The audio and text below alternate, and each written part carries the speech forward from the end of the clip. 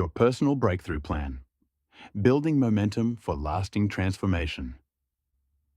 Crafting your tailored action plan. Identifying core priorities. During a particularly chaotic project rollout involving 3 continents and 17 regulatory agencies, I watched one of my most brilliant engineers spend 4 weeks avoiding a 30-minute budget reconciliation that would determine whether we could move forward. She'd designed thermal systems operating at 1200 degrees Celsius, coordinated procurement across 5 currencies, and troubleshot equipment failures in real time. But this spreadsheet, straightforward, within her expertise, remained unopened on her desktop like a ticking bomb. Not all goals deserve equal attention, and treating them as if they do creates the perfect conditions for paralysis. When everything feels urgent, nothing receives genuine focus. Your brain cannot maintain threat-level alertness across multiple priorities simultaneously. In cognitive overload, the brain shifts into survival mode, often defaulting to whichever task triggers the least anxiety, usually the least important one. Fast Company, 2026. Calm Blog, 2025. Yildiz, 2026. This explains why professionals tackle email for 2 hours while avoiding the presentation that could define their quarter, or why someone might reorganize their entire filing system rather than make one difficult phone call. Identifying your most important goals isn't about listing everything you hope to accomplish. It requires distinguishing between what genuinely moves your life forward and what merely occupies your attention. The difference determines whether your breakthrough plan addresses the procrastination that actually costs you. Missed promotions, strained relationships, unrealized potential, or just makes you slightly more efficient at tasks that ultimately don't matter. My engineer wasn't avoiding spreadsheets in general. She avoided this specific task because it represented potential project failure, a possibility her accomplished mind found unbearable to confront directly. Until we identified what genuinely mattered, project continuation, not spreadsheet perfection, the avoidance remained insurmountable. Values-aligned goals bypass much of the resistance that derails conventional planning. When priorities connect to what you genuinely care about rather than what you think you should care about, your nervous system stops treating them as threats. This isn't motivational rhetoric. It's neurological reality. Research in neuroscience suggests that goals aligned with an individual's core values engage the brain's intrinsic motivation and reward pathways, such as the dopamine system, which reduces the threat response often associated with externally imposed obligations or tasks adopted from others' expectations. Falk, 2017, Schultz, 2015, Brain First Institute, 2024. But alignment requires unusual honesty. You must acknowledge which goals belong to you and which you've inherited from family expectations, professional pressure, or cultural messaging about success. That distinction transforms everything that follows. Setting measurable goals. Vague aspirations feel safe because they permit infinite delay without triggering failure. Get healthier requires nothing today, nor tomorrow, nor next month. It floats comfortably above accountability, never demanding confrontation with whether you're actually doing the work. Smart goals eliminate that refuge. The framework, specific, measurable, achievable, relevant, time-bound, forces precision that transforms comfortable ambiguity into uncomfortable clarity. Doran, 1981. Instead of improve my career, you commit to complete 2 professional certification modules by March 15th and apply to 3 lateral positions by April 1st. The difference isn't semantic, it's structural. One permits perpetual preparation, the other demands observable action. Specificity answers exactly what you'll accomplish, removing the interpretation gap that procrastination exploits. Measurable criteria establish objective evidence of completion, not "I made progress," but "I submitted the application." Achievable doesn't mean easy. It means realistic given your current resources and constraints, preventing the paralysis that accompanies impossible standards. Relevant ensures the goal aligns with your deeper values and long-term vision, not someone else's definition of success. Time-bound creates urgency without panic, a deadline that focuses effort rather than one that simply induces anxiety. Samza, 2020. From my project management years, I watched teams transform under this discipline. Breaking a renewable energy installation into weekly milestones, complete site assessment by Friday, finalize vendor contracts by the 20th, converted overwhelming complexity into sequential actions. The same principle applies to personal transformation. Take your overwhelming objective and dissect it. Launch a side business becomes 5 distinct tasks. Research 3 viable models by next Sunday. Draft a business plan outline by the end of the month. Interview 2 people already doing this work within 6 weeks. Each task stands alone, small enough to start immediately, concrete enough to finish definitively. You'll know when you're done, and that knowledge makes beginning possible. Implementing iterative feedback. Plans decay without feedback. You launch with clarity and conviction, then life intervenes. Unexpected projects consume your evenings. The strategy that seemed brilliant on paper produces mediocre results. Energy patterns shift as seasons change. Static plans become obsolete within weeks, sometimes days, yet most people treat deviation as personal failure rather than essential data. Iterative feedback loops formalize what effective project managers practice instinctively. Systematic review cycles that treat your plan as a living document, not a binding contract. A meta-analysis published in the Journal of Clinical Psychology found that self-monitoring, a key component of regular review intervals, has a significant positive effect on goal attainment. Harkin, 2016. The difference lies in treating your plan as a hypothesis to be tested, refined, and evolved based on real-world outcomes. Begin with weekly review sessions. 15 minutes to assess what worked, what didn't, and why. Ask yourself 3 questions. Which commitments did I honor? Where did resistance emerge? What patterns am I noticing? These aren't exercises in self-criticism, but in pattern recognition. Over 2 decades managing renewable energy projects, I learned that the teams who thrived weren't those with perfect plans, but those who adjusted quickly when reality diverged from projection. Build in monthly reflections that examine broader trends. Are your goals still aligned with your current priorities? Have new obstacles revealed themselves? Sometimes procrastination isn't about discipline. It's your intuition signaling that a goal no longer serves you. Permission to pivot isn't failure, it's strategic intelligence.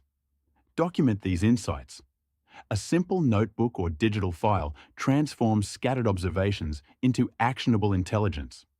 When you notice recurring friction points, say morning planning sessions consistently get skipped, you've identified a systemic issue requiring structural change, not willpower. This ongoing dialogue between intention and reality creates the adaptive capacity essential for lasting transformation. Strategies for sustaining momentum. Daily micro-habits. Momentum doesn't arise from grand gestures or heroic marathons of productivity. It accumulates through repetitions so small they seem almost trivial in isolation. Yet compounded over weeks and months, these micro-habits reshape your relationship with procrastination more effectively than any willpower-driven sprint. Micro-habits succeed precisely because they sidestep the threat response that derails larger commitments. When you commit to work on the proposal for 2 hours, your brain calculates risk, extended discomfort, sustained focus, potential failure visible across 120 minutes. The limbic system registers threat. Avoidance becomes neurologically logical. But commit to opening the document and writing 1 sentence? The risk threshold drops below your brain's alarm level. The action feels achievable, even inconsequential. You complete it, and in that completion, you've done more than produce a sentence. You've proven to yourself that starting is possible. Tomorrow, that same trivial action becomes fractionally easier. The neural pathway strengthens. What began as conscious effort gradually transitions into automatic routine, requiring less and less mental negotiation. I learned this managing teams tasked with impossible deadlines. We didn't galvanize momentum through inspirational speeches about working harder. We built it by identifying the smallest viable action that moved the project forward, updating one line in a spreadsheet, sending a single clarifying email, reviewing just the executive summary. These weren't impressive. They were effective. The team stopped stalling because the entry point felt manageable, and once in motion, continuing became easier than stopping. Your micro habits must fit your actual life, not an idealized version of it. If you're exhausted by 9 p.m., don't declare you'll write every evening. Choose a 2-minute action during a natural transition point, while your coffee brews before checking your first email immediately after lunch. Consistency matters infinitely more than duration. Better to maintain a 5-minute daily habit for 6 months than abandon an ambitious hour-long commitment after 2 weeks. Over time, these small actions compound into significant transformation, not through dramatic leaps, but through the quiet power of showing up. Accountability partnerships. Sustaining momentum in isolation becomes progressively harder, regardless of how well-designed your systems are. Accountability partnerships work because they transform private struggles into shared commitments, introducing external structure precisely when internal motivation falters. But the wrong kind of accountability, judgmental, punitive, or competitive, can deepen shame and accelerate avoidance. During a particularly brutal project phase, I observed a team member struggling despite possessing all the necessary technical skills. She'd committed to delivering weekly progress reports but consistently missed deadlines, leading to increasingly harsh self-criticism. When I inquired about the underlying issue, she admitted the reports felt like confessions of inadequacy. She dreaded the judgment she assumed would follow. We restructured the arrangement entirely. Instead of formal reports, she met with a colleague for 15-minute check-ins focused on one question. What's blocking you right now? There was no performance evaluation, no comparison to where she should be. Just genuine curiosity about obstacles and collaborative problem solving. Within 3 weeks, her delivery consistency transformed. The accountability hadn't changed in frequency, only in emotional tenor. Effective accountability partnerships operate on constructive curiosity rather than surveillance. The goal isn't enforcement, but exploration. What made follow-through easier this week? Where did resistance appear? What patterns are emerging? This approach treats setbacks as data rather than verdicts, maintaining psychological safety while preserving genuine accountability. Research from the Association for Talent Development illustrates this mechanism clearly. People who commit to a goal privately have a 10% chance of achieving it. Sharing that goal with someone raises the probability to 65%. But establishing specific accountability appointments, regular check-ins with predetermined structure, pushes success rates to 95%. The difference isn't motivation, but architecture. Regular touchpoints create predictable external pressure that compensates for fluctuating internal drive. Choose your accountability partner with precision. They should understand procrastination as a psychological challenge, not a character defect. They need capacity to ask useful questions rather than deliver inspirational platitudes. Most importantly, they must be willing to receive accountability in return. Mutual commitment eliminates the parent-child dynamic that breeds resentment and creates genuine investment in both parties' success. Establish clear parameters from the beginning. What specific behaviors are you tracking? How frequently will you connect? What format will check-ins follow? Brief text updates, 10-minute calls, shared progress documents? Clarity prevents the erosion that occurs when expectations remain implicit and disappointment festers unspoken. The partnership isn't about perfection. It's about consistent presence through the inevitable fluctuations that derail isolated efforts. Reflective journaling. Accountability partnerships create external structure, but reflective journaling builds internal architecture, the capacity to recognize patterns, understand failures, and refine approaches without waiting for someone else to ask the right questions. Over 2 decades managing complex projects, I've watched brilliant professionals repeat identical mistakes because they never paused to examine what actually happened versus what they assumed would happen. The distinction matters profoundly. Most people journal sporadically, capturing dramatic breakthroughs or spectacular failures while ignoring the unglamorous middle, where sustainable change actually occurs. Effective journaling for procrastination isn't emotional processing, it's diagnostic investigation. You're gathering evidence about what triggers avoidance, what conditions enable follow-through, and which strategies produce results versus merely consuming time. This requires specificity that feels tedious initially, but yields irreplaceable insight. After completing a task you've been avoiding, write down 3 concrete details. What time did you start? What happened in the 15 minutes beforehand? What made beginning possible today when it wasn't yesterday? When procrastination wins, document with equal precision. What were you supposed to do? What did you do instead? What emotion preceded the avoidance? Anxiety, resentment, confusion, fatigue. The goal isn't self-flagellation, but pattern recognition. After 2 weeks of honest entries, themes emerge that remain invisible during individual incidents. I once noticed through journaling that I consistently struggled to initiate writing tasks requiring creative synthesis on certain days. The pattern, initially perplexing, clarified when I examined context. These tasks were often attempted immediately after deep dives into administrative detail or intense client calls. The mental shift from precise, structured thinking to fluid, generative thought proved demanding. The solution wasn't willpower. It was intentionally scheduling creative work after a short mental break or during periods dedicated solely to that type of cognitive effort. But journaling fails when it becomes another obligation triggering guilt. If you've missed 3 days, don't manufacture retrospective entries. Just resume with today's data.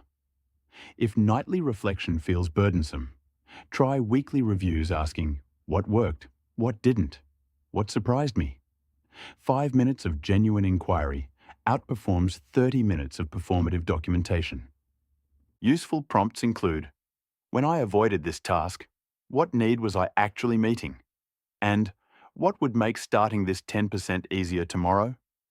These questions redirect attention from character judgment toward practical adjustment, treating procrastination as a problem to solve rather than a flaw to overcome.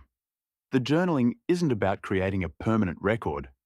It's about developing the muscle of self-observation, the capacity to notice what's actually happening rather than what you wish were happening or fear might be happening. Adapting to change. Pattern recognition transforms into action when you build structured adaptability directly into your planning systems. Most people treat plans as contracts requiring perfect execution, then abandon them entirely when circumstances shift.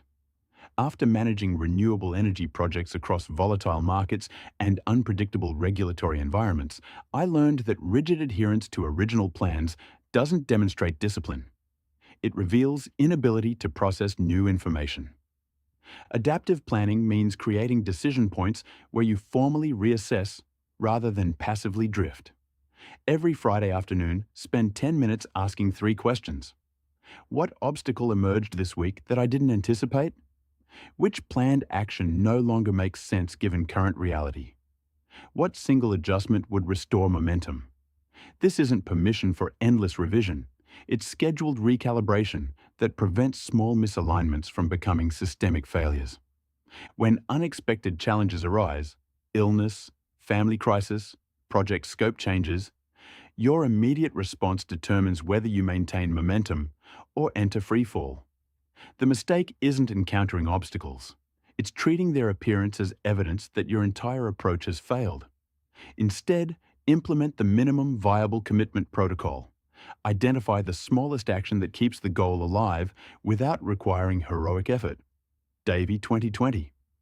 If your plan involved writing for 90 minutes daily, but this week brings chaos, what's the 10-minute version? Reading 1 relevant article? Outlining 3 bullet points? The goal isn't maintaining pace.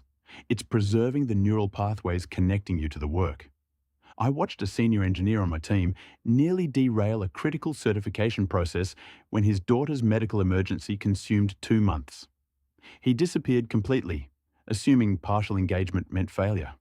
When he finally returned, the restart cost exponentially more effort than maintaining minimal contact would have required. We established that during crises, he would protect one weekly touchpoint, 30 minutes reviewing materials, even without active progress. This single commitment prevented complete disconnection. Build flexibility into timelines from the beginning by adding buffer zones.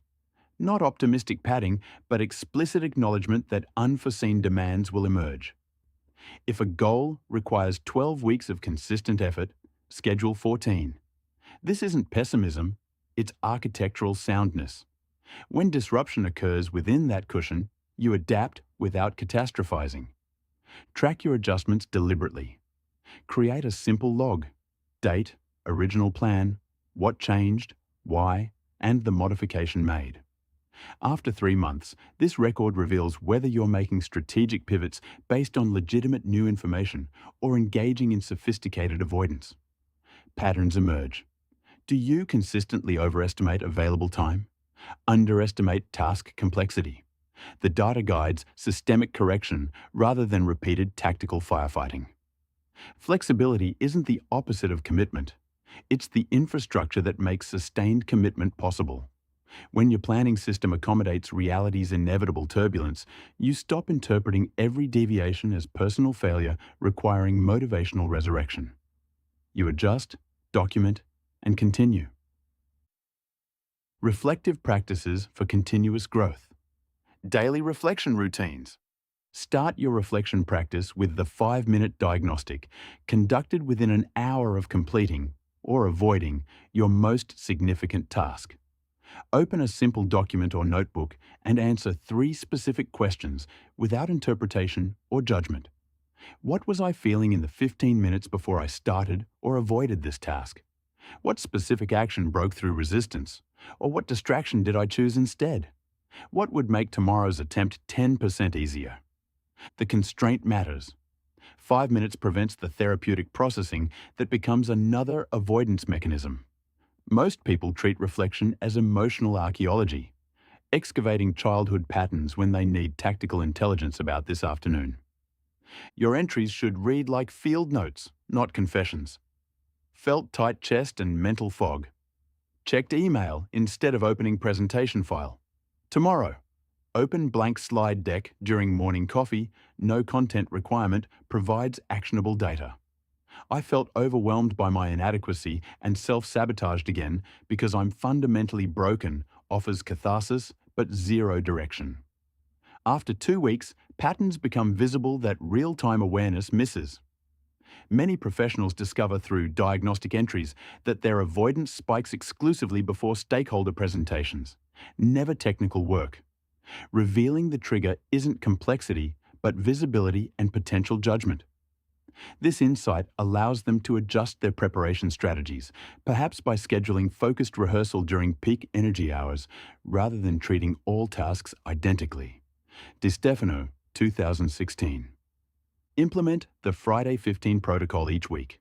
Review your diagnostic entries and identify one recurring obstacle, one intervention that actually worked, and one micro-adjustment to test next week. Write these 3 items at the top of Monday's page. This transforms accumulated observations into experimental variables, rather than letting insights evaporate into general awareness. When you miss days, and you will, resume immediately without retrospective documentation. Manufactured entries contaminate your data with what you think happened rather than what you recorded experiencing. The gap itself becomes diagnostic information. What circumstances prevented reflection? If weekend entries consistently disappear, perhaps Friday-only weekly reviews suit your actual rhythm better. Reflection practices fail when they become performance. You're not creating evidence of self-improvement for an imaginary audience.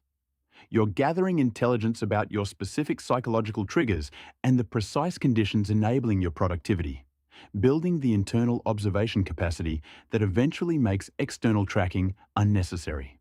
Learning from past experiences. Progress rarely announces itself with fanfare. Most breakthroughs arrive disguised as ordinary Wednesdays when you started 15 minutes earlier than usual, or weeks when the dreaded task simply got done without the usual 3-day negotiation with yourself. These unremarkable victories matter more than waiting for dramatic transformation. Track completion, not perfection. When you finish something you'd normally avoid, regardless of quality, mark it. A simple check mark, a tally in your phone, a coin moved from one jar to another. The metric isn't excellence. It's whether you broke through resistance and reached the other side. Research into workplace motivation, notably by Teresa Amabile and Stephen Kramer, emphasizes that making consistent progress through small wins is the most significant factor in fostering positive inner work life and improving performance.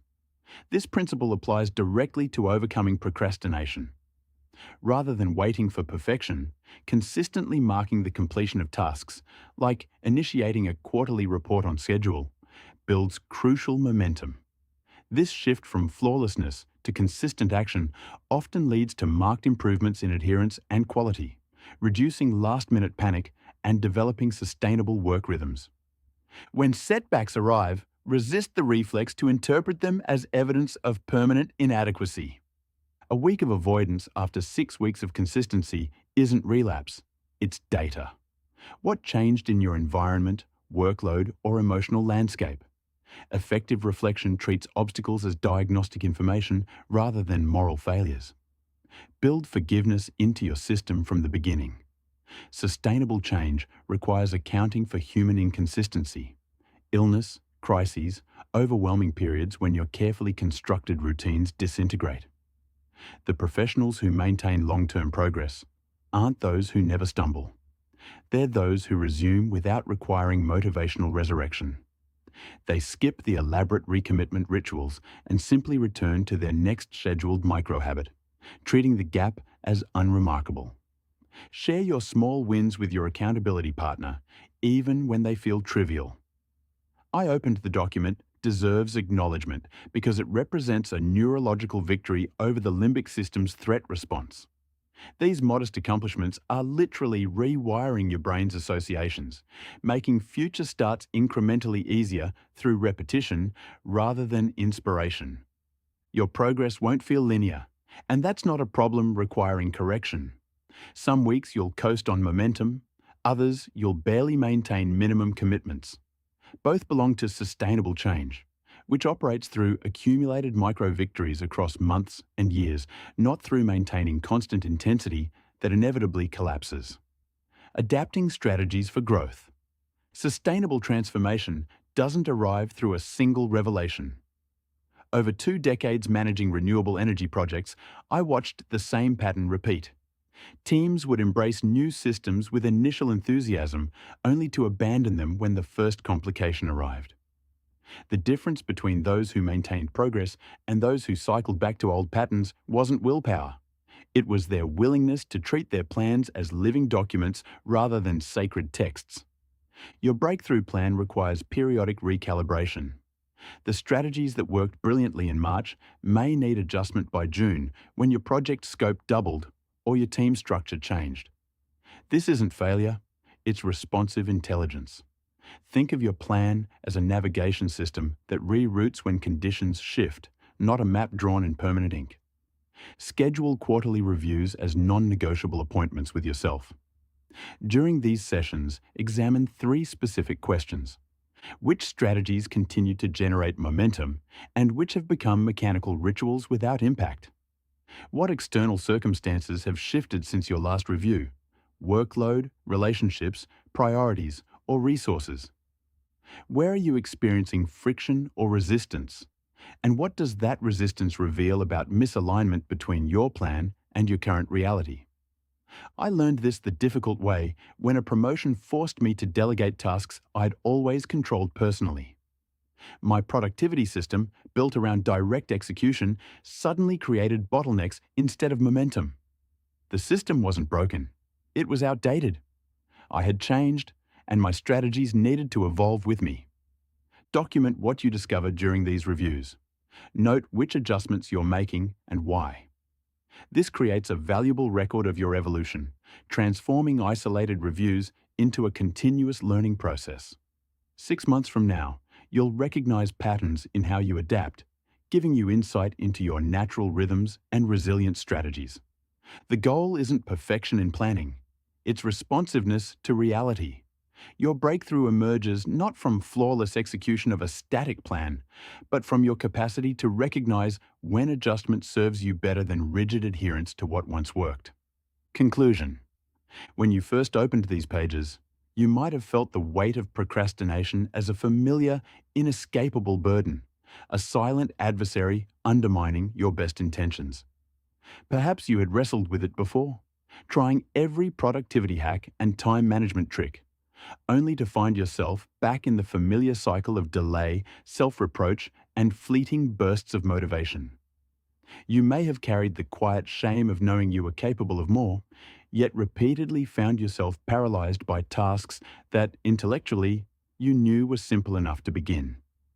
This book began with a recognition of that very struggle, the paradox of highly capable individuals, people like us, who thrive in complex environments, manage massive projects and lead teams, yet still find ourselves caught in the grip of inexplicable stalls. The journey we've shared has been one of peeling back layers, moving past superficial symptoms to uncover the profound, often unconscious, emotional and neurological undercurrents that drive these delays. We started by acknowledging that your experience is not a moral failing, but a deeply human response, and that understanding this fundamental truth is the first, most liberating step toward lasting change. Throughout our exploration, we've systematically dismantled the pervasive myth of the quick fix, recognizing that true, sustainable change is rarely a dramatic revelation, but rather a patient, incremental evolution. We've seen that what often masquerades as procrastination is, in fact, your nervous system's sophisticated attempt at emotional regulation, a protective mechanism against discomfort, fear, or perceived threat. Whether that threat is failure, the burden of perfection, or the overwhelming ambiguity of a complex task. From my own 2 decades navigating the high-stakes world of renewable energy project management, leading teams of over 100, I learned that even in environments demanding peak performance, the subtle dance of avoidance persisted. We uncovered the insidious dopamine loop that rewards the anticipation of action more than the action itself, and how this biochemical reality, coupled with societal pressures and the allure of instant gratification, continuously undermines our best efforts at discipline. Instead, the real breakthroughs emerge from a deeper understanding of your unique procrastination patterns, the specific triggers, emotional states, and behavioral cues that set your individual cycle in motion. We meticulously mapped these intricate connections, revealing that each delayed task holds valuable diagnostic information about your internal landscape, a treasure trove of insights into your fears, priorities, and unmet needs, all waiting to be understood with curiosity rather than judgment. This profound shift from seeing procrastination as a flaw to viewing it as a solvable challenge is the bedrock upon which genuine transformation is built. Imagine for a moment a future where your days unfold with a newfound sense of clarity and purpose, where the nagging weight of unstarted tasks no longer shadows your every move. Picture the profound satisfaction of consistently translating intention into action, not through brute force willpower, but through elegantly designed systems that work with your psychology rather than against it. Envision walking into your workspace each morning, not with a knot of anxiety about what needs to be done, but with a calm confidence, knowing you have the tools to tackle it, one deliberate step at a time. This isn't about eradicating every moment of delay, for imperfection is part of the human condition, but about dramatically reducing its hold, about regaining agency over your choices and freeing up precious mental energy that was once consumed by internal battles. Think of the projects you'll finally launch, the creative endeavors you'll pursue, the relationships you'll deepen when your focus is no longer fragmented by avoidance. This transformed future is one where productivity is no longer a struggle against yourself, but a natural outflow of intentional design, where setbacks are treated as mere data points for refinement, and where your commitment is measured not by flawless execution, but by your unwavering resolve to return, adjust, and continue forward. This vision of sustainable, self-compassionate action is not a distant dream. It is the direct outcome of applying the principles we've cultivated together, a testament to your inherent capacity for growth and your dedication to living a life of authentic impact. Your first and most powerful step forward begins right now, not with a monumental overhaul, but with a single, deliberate action. Before the day is through, commit to implementing one of the core strategies we've discussed. Take 5 minutes to identify one specific task you've been delaying, and then break it down into a single, trivial, micro-task. It might be as simple as open the document, write down 3 bullet points, or set a 5-minute timer to brainstorm. Do not focus on completing the entire task, but on initiating that tiny, friction-free step. This isn't about achieving perfection today. It's about disrupting the inertia, proving to yourself that starting is always possible, and triggering that crucial first spark of momentum. Simultaneously, I urge you to begin a practice of brief daily reflection, even if it's just 2 minutes. At the end of your day, simply note down one instance where you felt the pull of procrastination and what emotion or thought seemed to trigger it. This isn't for judgment, but for information gathering. These deliberate, incremental actions, this commitment to understanding and nudging your behavior, will begin to rewire your responses, creating new pathways for progress that compound over time. Remember this fundamental truth. The path to overcoming procrastination is not a sprint toward an impossible finish line, but a sustained, deliberate journey of continuous refinement. There will be days when the old patterns reassert themselves, when you find yourself drifting, delaying, and feeling the familiar tug of resistance. This is not a sign of failure, but simply evidence that you are human, and that your brain is stress testing its new pathways against ingrained defaults. The key is not to eradicate setbacks, but to embrace them as invaluable learning opportunities. Each deviation from your plan, each moment of delay, offers crucial data for adjustment. Cultivate a deep well of self-compassion, understanding that progress, not perfection, is the true measure of your commitment. You have already absorbed the insights, identified the triggers, and learned the strategies.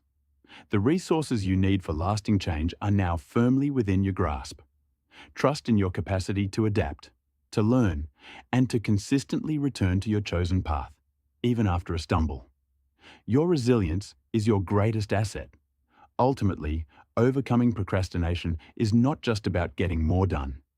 It is about reclaiming your most precious resource, your time, your energy, and your self-trust. It's about aligning your actions with your deepest values, about building a life lived with intention rather than reaction. The true breakthrough isn't a single event. It is the unwavering commitment to the non-linear journey, the courage to begin again, and the profound realization that by mastering your relationship with delay, you unlock the boundless potential to craft the future you truly desire, one conscious choice at a time. As you continue on this path, remember that each small step you take is a victory in itself. Celebrate these moments of progress, no matter how minor they may seem. They are the building blocks of a new, more intentional life. With each action, you are not only moving closer to your goals, but also reshaping your identity into someone who acts with purpose and clarity. This transformation is not just about productivity. It is about becoming the person you aspire to be, someone who lives with integrity and intention. In the end, the journey to overcoming procrastination is deeply personal. It is about understanding yourself, your motivations, and your fears. It is about learning to navigate the complexities of your mind with compassion and curiosity. As you embrace this journey, know that you are not alone. Many have walked this path before you, and many will follow. Together, we are part of a larger movement toward a more mindful, intentional way of living.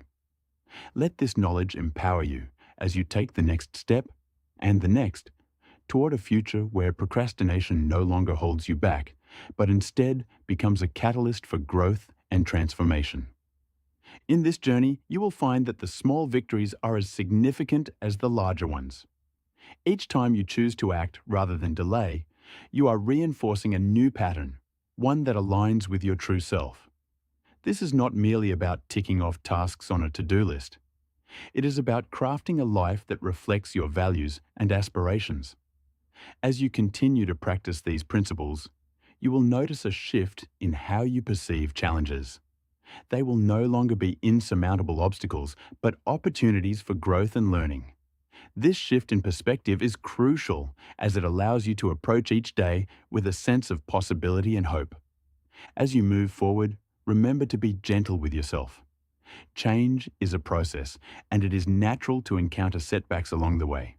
What matters is not the occasional stumble, but your willingness to get back up and keep moving forward. This resilience is what will ultimately lead you to success. Embrace the journey with an open heart and mind, and you will find that the rewards are well worth the effort. You are capable of achieving great things, and by mastering the art of overcoming procrastination, you are unlocking your full potential. This is your time to shine, to live a life that is not dictated by fear or avoidance, but one that is guided by purpose and intention.